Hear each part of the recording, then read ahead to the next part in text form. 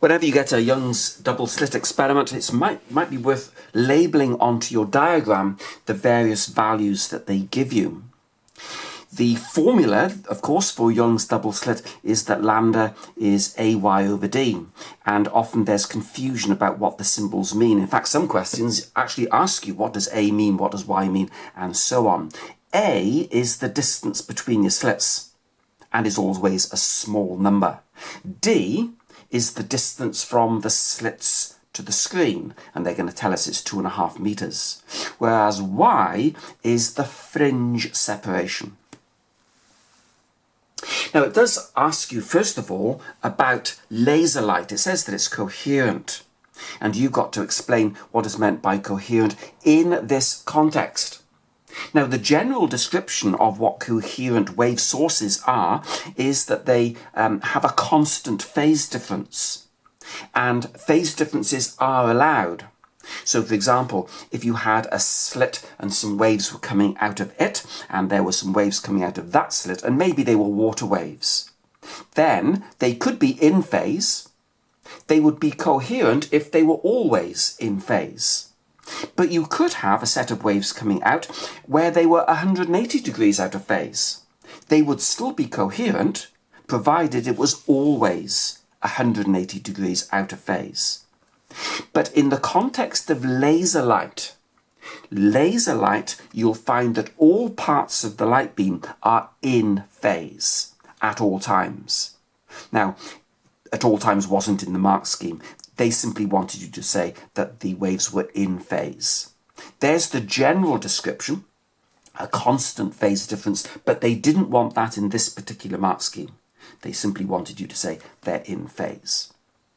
Now, of course, on the screen you get these so-called fringes, and in this diagram they've given you the dark fringes, and they've suggested that the dark fringes are very well defined.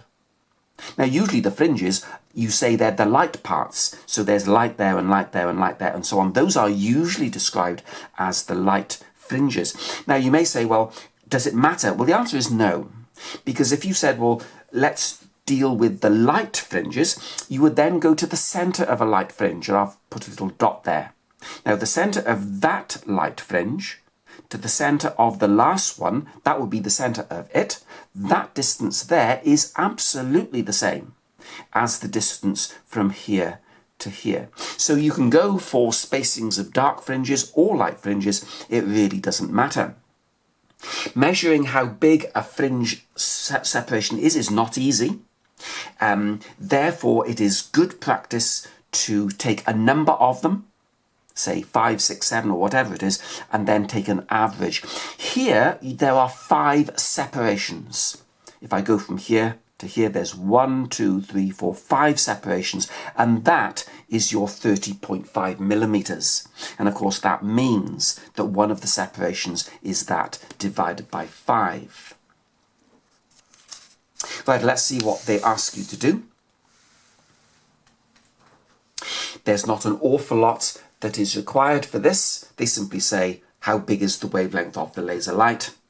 Now, of course, light is definitely behaving like a wave. It's producing interference. That is definitely a wave property. So the wavelength that light seems to have is AY over D.